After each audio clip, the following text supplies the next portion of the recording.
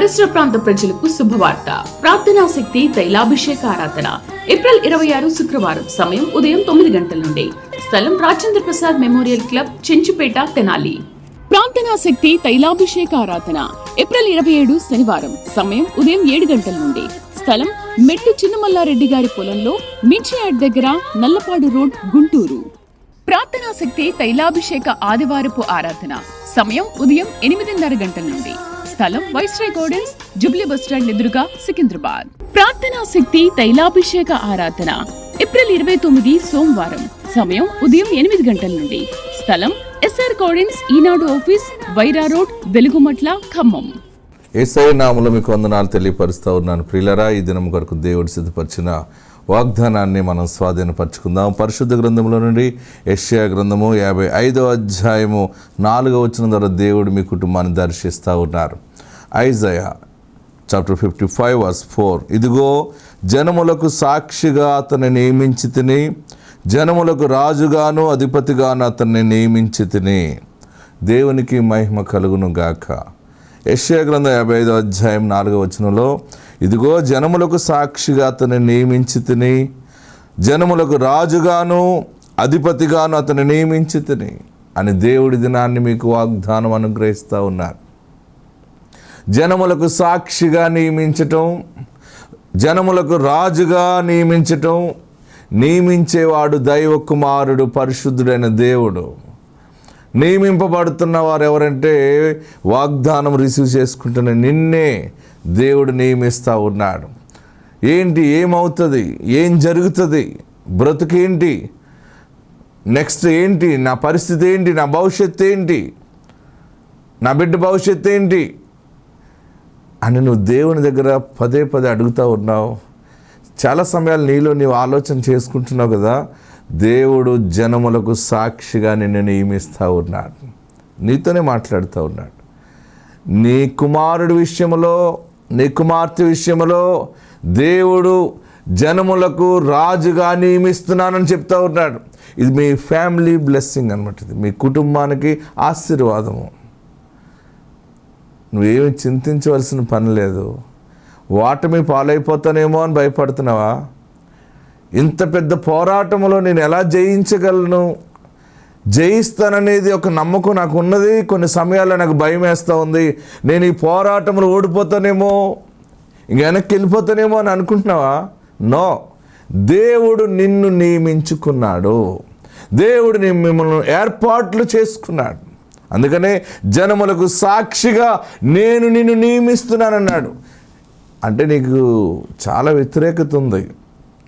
నిన్ను అలా నియమించకూడదని, ఆ స్థానంలో నిన్ను చూడకూడదని శత్రుత్వం అంతా నిన్ను చూస్తున్నప్పుడు నీ పక్షముగా దేవాతి దేవుడు నిలబడి ఉన్నాడు. బలమైన దేవుడు నీతో మాట్లాడుతున్న మాట ఏంటంటే, సాక్షిగా నిలబడతావు ప్రతి చోట.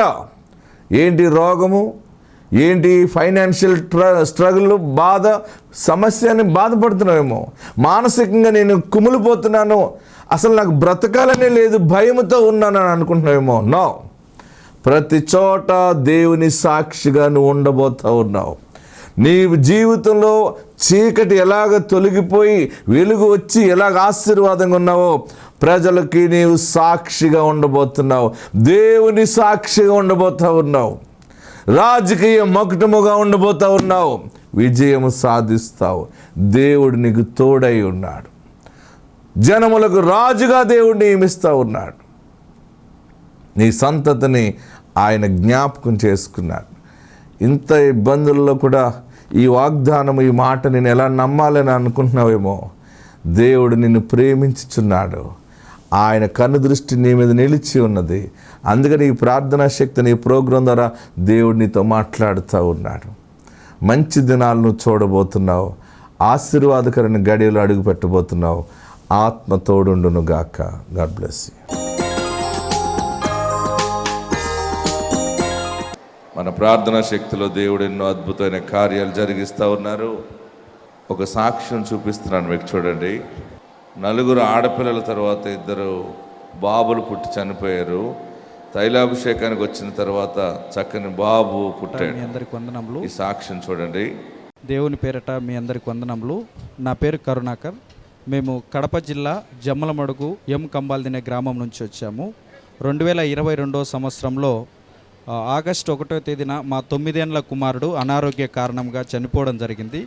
అదే నెలలోనే 25వ తేదీ అప్పటికి మా భార్య 8 నెలల గర్భంతో ఉన్నది. 9వ నెల పడగానే అదే నెలలో బాబు చనిపోయినాడని బాధతోటి ఆహారం తినకుండా తను బాగా దుఃఖంతో ఉన్నప్పుడు అదే నెలలోనే మరలా తను డెలివరీ అవ్వడం జరిగింది. 25వ తేదీ అదే నెల 25వ తేదీ తను డెలివరీ అయింది. 29వ తేదీ 5 రోజులుండి రెండో కుమారుడు కూడా చనిపోవడం జరిగింది. అంత దుఃఖంలో ఉన్నప్పుడు మా తండ్రి గారు ప్రార్థనా శక్తి టీవీలో చూడడం జరిగింది. అప్పుడు మా నాన్నగారు అన్నారు, ప్రార్థనా శక్తి తైలాభిషేకానికి ఒకసారి పోయేద్దాము, దేవుడు కృప చూపుతాడు, ఆయన ద్వారా ఆయన మాట నెరవేర్పు జరుగుతూ ఉందన్నప్పుడు నా భార్య నేను కర్నూలు వెళ్ళడం జరిగింది. తర్వాత ఒకసారి జనవరిలో 2023 జనవరిలో ఇసాకన్న దగ్గర గారికి వచ్చి జరిగిన విషయం అంతా చెప్పినప్పుడు దేవుడు మీ ఎడల కార్యం జరిగిస్తాడు, మీరేం భయపడొద్దు అన్నప్పుడు ఈరోజు దేవుడు మహాకృపను బట్టి మార్చిలో ఆమె కన్సీవ్ అయింది.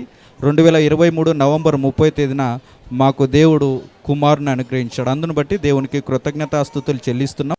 4 ఆడపిల్లల తర్వాత 2 బాబులు పుట్టి చనిపోయారు. మన ప్రార్థనా శక్తిలో దేవుడు చేసే కార్యం ఏంటంటే, ఈ సాక్ష్యం మీకు అర్థమైందా? 2 బాబులు పుట్టి చనిపోయిన తర్వాత వారు దుఃఖము ఆవేదనలో ఉన్నప్పుడు తైలాభిషేకం గురించి తెలుసుకుని వచ్చారు. తైలముతో వారి మీద ప్రతిష్ట ప్రార్థన చేసిన తర్వాత దేవుడు వారి కుటుంబం మీద ఏలుబడి చేస్తున్న కీడు, ఆ దరిద్రతను కొట్టివేసాడు కనుక దేవుడు అద్భుతమైన కుమారుడిని ఇచ్చాడు. ఆమేన్, హల్లెలూయా. మీకు ఎవరినైనా కోల్పోతే అడిగితే కూడా దేవుడు మళ్ళీ మీకు ఇస్తాడు.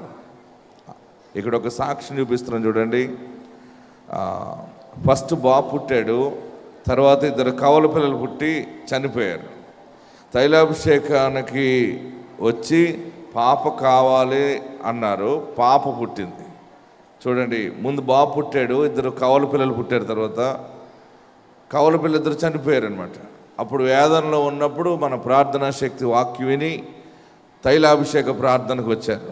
వస్తే దేవుడు వారికి, నేను అడిగాను, ఏం కావాలి మీకు, ఏ బిడ్డ కావాలని అడిగితే మాకు పాప కావాలని అడిగారు. సరే అని ప్రార్థన చేస్తే దేవుడు అద్భుతమైన బిడ్డని ఇచ్చాడు. చూడండి, ఈ సాక్ష్యం విందాం. వీరి పేరు జ్యోతి, కుకట్పల్లి నుంచి ఇక్కడ తైలాభిషేకానికి వచ్చారు. వీరికి వివాహం జరిగిన తర్వాత మొదట బాబు పుట్టారు. బాబు పుట్టిన తర్వాత మళ్ళీ తను కన్సీవ్ అవ్వడం, కవల పిల్లలు పుట్టడం, మళ్ళీ అది అబార్షన్ అవ్వడం, తర్వాత మళ్ళీ 3వసారి కూడా తను కన్సీవ్ అయిన తర్వాత మళ్ళీ కవల పిల్లలు అవ్వడం, హార్ట్ బీట్ అది బాగాలేదని అది కూడా తీసేయడం జరిగింది. అలానే 5 సంవత్సరాలు అయినా కూడా ఇంకా పిల్లలు పుట్టట్లేదని వారి సిస్టర్ చెప్తే, ఇక్కడ సికింద్రాబాద్లో తైలాభిషేకం జరుగుతుంది, అక్కడికి వెళ్ళమని చెప్పినప్పుడు తను అక్కడికి వచ్చారు. తైలాభిషేకం చేయించుకున్నారు. 7 వారాలు రావాలని తీర్మానం తీసుకుని వారు వస్తూ ఉండగా 3వ వారంలోనే దేవుడు అద్భుత రీతిగా కార్యం చేసి తను కన్సీవ్ అవ్వడానికి దేవుడు కృప చూపించారు. తర్వాత కూడా దైవజనులను అడిగారు, ఫస్ట్ నాకు బాబు పుట్టాడండి, ఇప్పుడు నాకు పాప కావాలని అడిగినప్పుడు దైవజనులు నీకు ఈసారి పాపే పుడుతుందని ఆశీర్వదించి పంపించారు. దైవజనులు చెప్పిన విధంగా తనకి దేవుడు ఒక చక్కని ఆరోగ్యమైన కుమార్తెను అనుగ్రహించారు. వారు అడిగిన విధంగా, దైవజనులు చెప్పిన విధంగా చక్కటి ఆరోగ్యమైన కుమార్తెను వారికి అనుగ్రహించారు. మీకు పిల్లలు కావాలని ఎంతమంది వచ్చారు? చేతులు పైకెత్తండి. పిల్లలు కావాల్సిన వచ్చామన్నవారు చాలామంది ఉన్నారు. ఏ పిల్లలు కావాలో అడగండి, ఓకేనా? తర్వాత ఆ పిల్లలు కూడా ఎలాగ ఉండాలో కూడా కోరుకోండి. ఎంత గొప్ప ఛాన్స్ అంటే, ప్రార్థనా శక్తిలో మన దగ్గరగా 5,300-400 మంది పిల్లలు పుట్టారు ఈ రోజుకి. ఈ పిల్లల్లో ఏ పిల్లోళ్ళలాగా ఉండాలనుకుంటున్నావో కోరుకో, అంతే. మోడల్స్ అన్నమాట ఇవన్నీ కూడా. బంగారం కొట్లో మోడల్స్ ఎలాగుంటాయో, దేవా నువ్వు వారి జీవితంలో ఇలాంటి బిడ్డని ఇచ్చావు కదా, నాకు అలాంటి బిడ్డని ఇయ్యి, ఇంకా కృప ద్వారా హెచ్చించి నాకు ఇయ్యని అడుగు. ఎవరికి ఏది అడిగినా ఇస్తాడు ఆయన.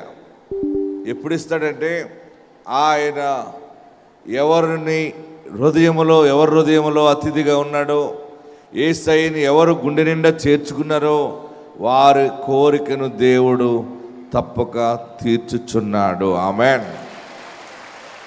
నీతిమంతుని కోరిక యావత్తును ఏమన్నాడు ఇక్కడ కీర్తన గ్రంథంలో? నీతిమంతుని కోరిక యావత్తును సఫలము చేయబడును, సఫలపరుస్తాను. నీతిమంతులంటే ఎలాగవుతామంటే దైవజనుడు నూనె రాసి ప్రార్థన చేయటం ద్వారా పాపము కొట్టివేయబడుతుంది, మనము నీతిమంతులుగా తీర్చబడుతున్నాం.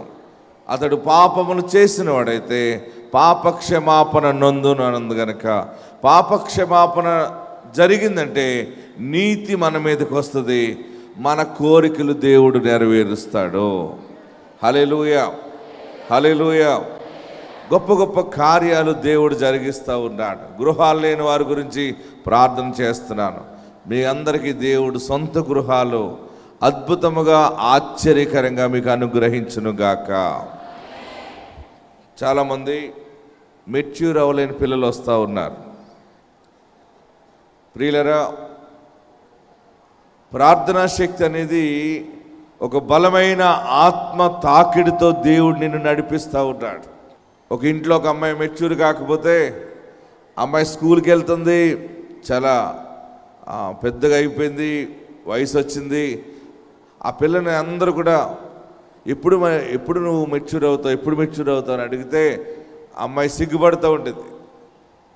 చివరికి దగ్గరగా ఉన్న హాస్పిటల్కి చూపించారు. ఆ హాస్పిటల్కి తీసుకెళ్తే అమ్మాయి మెచ్యూర్ అవ్వదని చెప్పేశాడు డాక్టర్. దగ్గరగా మళ్ళీ కాకినాడ తీసుకెళ్ళారు. అక్కడ రిపోర్ట్స్ అన్నీ కూడా అసలు యూట్రస్దే కనపడట్లేదు, ఈ అమ్మాయి మెచ్యూర్ కాదన్నారు. రాజమండ్రి తీసుకెళ్ళారు. చివరికి ఆ బిడ్డను కన్న తల్లి చనిపోవాలని డిసైడ్ అయిపోయి తెల్లవారుజామున ఏ నూతులన్న దూకి చచ్చిపోదామని ఏడుస్తూ తిరుగుతూ ఉన్న సమయంలో దేవుడు నాకు బయలుపరిచాడు, వాళ్ళ ఇంటికి వెళ్ళి ప్రార్థన చేయని. నేను వాళ్ళ ఇంటికి వెళ్ళాను. అమ్మాయి మెచ్యూర్ కాకపోతే అమ్మాయి కోసం ఎంతో వేదన చెందుతూ ఉన్నారు వాళ్ళు. నేను వాళ్ళ ఇంటికి వెళ్ళి ప్రార్థన చేసి, మీరు వేదనగా ఉన్నారా, ఎందుకు ఏడుస్తున్నారంటే ఆమె చెప్పింది నా బిడ్డ జీవితంలాగా అయిపోయిందని. తైలము తీసుకుని ఆ బిడ్డ శిరస్సు మీద పోసి ప్రతిష్ఠ చేసి నేను ప్రార్థన చేస్తుండగా దేవుని ఆత్మ నా మీదకి దిగి వచ్చింది. నా మీద దిగి వచ్చినప్పుడు నేను మాట్లాడటం మొదలుపెట్టాను. భయపడకండి, గర్భసంచి పెట్టేవాడు పరిశుద్ధాత్ముడు. ఈ అమ్మాయి 7వ రోజు మెచ్యూర్ అవుతుంది. ఎన్నో రోజు? 7వ రోజు మెచ్యూర్ అవుతుంది. మీరు నాకు 7వ రోజు ఫోన్ చేయండి అన్నాను. వారికి ఆశ్చర్యం వేసింది, ఇదేంటి డాక్టర్లేమో మెచ్యూర్ అవ్వదని చెప్పారు, పెద్ద మనిషి కాదు, ఇంక ఈ అమ్మాయి ఆరోగ్యం సరిలేదు, గర్భసంచి లేదంటే ఈ పాస్టర్ గారు 7వ రోజు అయిపోతుంది, అమ్మాయి మెచ్యూర్ అవుతుందని చెప్తున్నాడు ఏంటి, గర్భసంచి దేవుడు పెడుతున్నాడు అంటున్నాడు ఏంటి అని చెప్పి వారు చాలా ఆశ్చర్యానికి గురయ్యారు. మరి ఆ సాక్ష్యము అందరూ గ్రహించుకున్నారు. ఇంటికి వెళ్ళి సాక్ష్యం చెప్తే ఆ తల్లి ఎలా సాక్ష్యం చెప్పిందో చూడండి, మీకు చూపిస్తున్నాను. ఏమనుకోలేదండి, చచ్చిపోదాం అనుకున్నాను. బాగా వేదనలో ఉన్నానండి. అప్పుడు అసలు బతకూడదు ఇంకా అనుకుని విశాఖ గారు అని మా ఇంటికి వచ్చి చెప్పారు, ఏంటి అలా ఉన్నావు అన్నారు. నాకు చాలా బాధగా ఉందండి, చచ్చిపోదాం అనుకుంటున్నాను అని చెప్పాను. అంతాను 7 రోజులు ప్రార్థన చేసుకోండి, 7వ రోజున అవ్వకపోతే అప్పుడు ఇంకా శుద్ధి అని అంటే అప్పుడు నేను 6 రోజులు ప్రార్థన చేసుకుందులోకి మా అమ్మాయి పెద్ద మనిషి అయింది. నేను మీ సగ్గారు ప్రార్థన వల్లే నేను ఇంతవరకు ఇలా బతుకున్నానండి. మా పాప కోసం ప్రాబ్లం ఇంకెవరో సాల్వ్ చేయలేదని చెప్పేశారండి డాక్టర్ గారు. నేను చాలా డాక్టర్ గారు కాళ్ళే పట్టేసుకున్నాను. నేను అయితే ఇంక చచ్చిపోతానండి మీ హాస్పిటల్లో ఎదరా, నాకు ఇంత బాధ పెట్టారని బాధపడ్డాను. నువ్వు బాధపడకమ్మా, నీ అదృష్టం ఏ దేవుడిని నమ్ముకున్నావో ఆ దేవుడిని పట్టుకో అన్నారు. ఇంక నాకు ఏం అర్థం అవ్వలేదండి. అప్పటికి ఇంకా సరిగ్గా నమ్ముకోలేదు దేవుడిని. విశాఖ గారు కూడా ఫస్ట్ ఇంకా ఆయన్నే పట్టుకున్నానండి, చేతులు పట్టేసుకుని కాళ్ళు అనుకోండి ఇంక నేను బతకలేనంటే అప్పుడు ప్రార్థన చేశారు. ప్రార్థన చేసి నువ్వు మంచి వెలుగులో ఉంటావు అని చెప్పారు. నేను విశాఖ గారి ప్రార్థన గురించే అలా ఇప్పుడు దాకా ఇలాగ ఉన్నానండి. నాకు అట్టే బోల్డ్ మీళ్ళు ఆయన చెప్పినట్టే ఆ పాప పెద్ద మనిషి అవ్వటం, ఆ సంవత్సరంలోనే పెళ్ళి అయ్యింది, ఆ సంవత్సరంలో పాప పుట్టింది. అసలు డాక్టర్ అయితే అసలు గర్భసంచి లేదమ్మా. వెళ్ళానండి, కాకినాడ కూడా తీసుకెళ్ళారండి వాళ్ళ పెద్దనాన్నగారు. తీసుకెళ్ళినాక అక్కడ కూడా ఏదో కనిపించట్లేదని చెప్పారని గర్భసంచి. ఇంకెళ్ళలేదండి. ఇంకెళ్ళలేదండి. ఇంకెళ్ళవలసిన పని లేదు కదండి. విశాఖ గారు ప్రార్థన వల్లే అండి నేను ఇంతవరకు ఇలాగ ఉన్నాను. అసలు బతికి ఉన్నదాన్ని కాదు, చచ్చిపోదామని అనుకున్నానండి. అసలు చచ్చిపోదామని ఎలకల మందులు అవి కలిపేసుకునేదని తాగేద్దామని. ఇంకెవరిని ఏం చేసినా ఇంక దొరకదు, ఎక్కడ గర్భసంచలేదమ్మా, పెళ్ళి కూడా చేయకూడదు అని చెప్పేసాడు డాక్టర్. పెళ్ళి చేసినా కూడా ఇబ్బందే, నీకు నువ్వు పెట్టుకుని ఉండాలి ఎదరని అన్నాడు. అన్నా కూడా నేను చాలా బాధ వేదనండి. మా పాప అయితే ఇంతకమ్మ ఏడుతున్నావు అని ఇది దానికి తెలక నేనే బాధపడ్డానండి. అంతే విశాఖ గారి ప్రార్థన వల్లే నేను ఇంతవరకు ఇలా ఉన్నానండి. ఉన్నదండి, అనుకున్నవన్నీ జరుగుతాయండి. ఆయన నూనె పోసి ప్రార్థన చేశారంటే మనం అనుకున్నవన్నీ జరుగుతాయండి. నా పట్ల దేవుడు చాలా మేలండి. విశాఖ గారి ప్రార్థన వల్ల ప్రస్తుతానికి ఇలా ఉన్నానండి. హల్లెలూయా. ఆ తల్లి చెప్పిన సాక్ష్యం మీకు అర్థమైందా? తైలము పోసి దైవజనుడు ప్రార్థన చేస్తే ఏ కార్యమైన దేవుడు జరిగిస్తాడు. నీ మీద 7 రకాల నక్షత్రాల కాంతులతో నిన్ను ఆశీర్వదించగలిగిన దమ్మున్న దేవుడు ఆయన. ఆమేన్. తాడేపల్లిగూడెంలో ఈ సహోదరి సాక్ష్యం చెప్పింది. వారి మామిడి చెట్టు 15 సంవత్సరాల నుంచి కాపు కాయట్లేదట. ఎన్నాళ్ళ నుంచి? ఆ 15 సంవత్సరాల నుంచి కాపు కాయని మామిడి చెట్టు మీద ప్రార్థన తైలం పట్టుకెళ్ళి పోసింది. పోస్తే విస్తారమైన మామిడికాయలు కాసేసింది ఆ మామిడి చెట్టు. పైగా అది ఎంతెంత కాయలు ఉన్నా చూడండి. ఆమె సాక్ష్యం చూద్దాం ఒకసారి. నేను ప్రతిపాడు గ్రామం అండి మాది. నేను అన్యురాల్ని. కానీ ఈయన ప్రార్థనలు విని నేను చాలా బలపడ్డాను. ఒకసారి విశాఖయ్య గారు ఒక కొబ్బరి చెట్టుకి పురుడు వచ్చిందని ఆయన చెప్పడం జరిగింది వాక్యంలో. అది చాలా కొబ్బరికాయలు కాసాయని చెప్పారు. అది నేను విని మా మామిడి చెట్టు కూడా 15 సంవత్సరాలు అయిందండి, పెద్ద చెట్టు అది. కానీ ఇప్పటి వరకు కాపు కాయలేదు. కాపు కాస్తే నేను సాక్ష్యం చెప్పుకుంటాను అని తైలం తీసుకెళ్ళి కొబ్బరి చెట్టుకు వేయడం జరిగిందండి. ఊహించిన రీతిలో 15 సంవత్సరాల నుంచి కాపు కాయంది. పెద్ద పెద్ద కాయలు మీరు చూస్తే ఆశ్చర్యపడతారు. నేను కూడా తీసుకొచ్చాను. విచిత్రంగా సాక్ష్యం చెప్పడానికి కూడా దేవుడు కృప చూపించాడు. ఇదిగోండి ఎంత పెద్ద పెద్ద కాయలంటే అసలు చుట్టూ జనాలందరూ ఎంతో ఆశ్చర్యపడిపోయారు.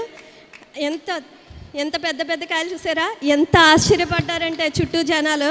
అంతేకాదు నాకు ముగ్గురు బాబాయిలు. మా నాన్నగారు పెద్ద ఆయన, ఎవరికి అబ్బాయిలు లేరండి. మరి మా తమ్ముడు రీసెంట్ మ్యారేజ్ చేసుకున్నాడు, పాప పుట్టింది ఫస్ట్. తండ్రి బాబు పుడితే నేను మళ్ళీ సాక్ష్యం చెప్పుకోవాలి, నేను అడగకుండానే నాకు వరం ఇచ్చావు తండ్రి అని నేను మేనల్లుడు పుట్టాలి అని ఇసాకయ్య గారిని అడిగానండి. ఆయన ఒక అట్టిపండు తీసుకొని ఇదిగో నీ మేనల్లుడని గిట్టేయడం జరిగింది అట్టిపండు. నేను ఆ బాబును కూడా తీసుకొచ్చి సాక్ష్యం చెప్పుకోవాలని ఎంతో ఆశపడుచున్నాను. దేవుడు ఆస్కల ప్రాణాన్ని తృప్తిపరుస్తాడని నేను గట్టిగా నమ్ముతున్నాను. ఆ మామిడికాయలు ఎంత ఉన్నాయో చూసారా? ఆ మామిడి చెట్లు కాస్తున్నాయి కదా, మీ పంటలు పండవా? మీ పాడి పంటలను కూడా దేవుడు ఆశీర్వదిస్తాడు. చెట్టు మీద నూనె వేస్తేనే కాయలు వస్తుంటే నీ భర్త మారడా? తైలం రాస్తే నీ బిడ్డ మారడా? ప్రార్థన తైలము ఇది పరిశుద్ధ ఆత్మనికి సాదృశ్యముగా ఉన్నది. ఆమెన్. మీరందరి గృహాల్లో ప్రార్థన తైలము పెట్టుకోండి. నేను ప్రతిష్ఠ చేసిన ప్రార్థన తైలం తీసుకుని వెళ్ళండి. మీరు ఎవరినైనా రోగులను దర్శించినప్పుడు, బలహీనులను పలకరించడానికి వెళ్ళినప్పుడు మీరు పట్టుకెళ్ళి ఏమి ఇవ్వాలి? వాళ్ళకి ప్రార్థన తైలం ఇవ్వండి. ఈ నూనె రాస్తే ఎలా తగ్గుతుందని అడిగితే మీరు చెప్పండి, బైబిల్ తీసి యాకోబు రాసిన పత్రిక 5:14 చూపించి, మీలో ఎవడైనా రోగి అయి ఉన్నాడా అతడు సంఘ పెద్దను పిలిచి నూనె రాసి ప్రార్థన చేయవలెను. విశ్వాస సహితమైన ప్రార్థన రోగిని ముట్టి స్వస్థపరచును అని ఉంది. గనుక ఈ తైలముతో నీకు ప్రార్థన చేయాలని నేను వచ్చానని చెప్పి ప్రార్థన తైలం ఇవ్వండి. ప్రార్థన తైలం 7 సిలువలు వేసుకోమని చెప్పండి. మొదటి సిలువ ఎక్కడ వేయాలి? నుదుటిన వేయాలి. 2 చేతుల్లో 2 సిలువలు. ఎన్ని అయినాయి? అక్కడికి 3. 2 పాదాల మీద 2 వేసుకోవాలి. ఎన్ని అయినాయి? ఎన్ని? 5. ఈ చెస్ట్ మధ్యలో ఒకటి వేసుకోవాలి, వీపు మీద ఎన్ను ముక్కు మీద ఒకటి వేసుకోవాలి. 7 సిలువలు వేసి 7 మార్లు యేసు రక్తం చేయమని చెబితే రోగం ఉంటుందా? యేసు నామములో రోగి బాగుపడతాడు. ఆమేన్. ఏం భయపడిన అవసరం లేదు. ఎటువంటి బలహీనతలు వచ్చినా మనకి పరిశుద్ధాత్ముడు మనకి తోడై ఉన్నాడు. హల్లెలూయా. చాలామంది చేతబడి అని చెప్పి భయపడుతూ ఉన్నారు. మాకు చేతబడి చేశారండి, మా ఇంటికి చేతబడి చేశారండి. మీరు ప్రార్థనా తైలము ఇంటి చుట్టూ జల్లండి, యేసు రక్తం చేయమని 7 సిలువలు వేయండి, ప్రతి గుమ్మం మీద వేయండి. ఏది మీ ఇంటిలోనికి రావటానికి లేదు. ఏ తెగులు నీ గుడారమున సమీపించదు. 30 లక్షలు అప్పు ఉందయ్యా పాస్టర్ గారు. అమ్మ నేను ప్రార్థన చేస్తాను, భయపడకరా, నీ అప్పంతా దేవుడు తీరుస్తాడు. ప్రార్థన చేసి దీవించి పంపిస్తే వారి అప్పంతా తీరిపోయింది. ఆ భార్య భర్తలు మొదటి శనివారం విజయవాడ వచ్చి తైలాభిషేక ప్రార్థనలో సాక్ష్యం ఇచ్చారు. ఆ అప్పు ఎలా తీరిందో చూడండి. మా ఊరు వద్దండైపాలెం. మేము ఫస్ట్ జనవరి నెలలో తైలాభిషేకానికి వచ్చాను.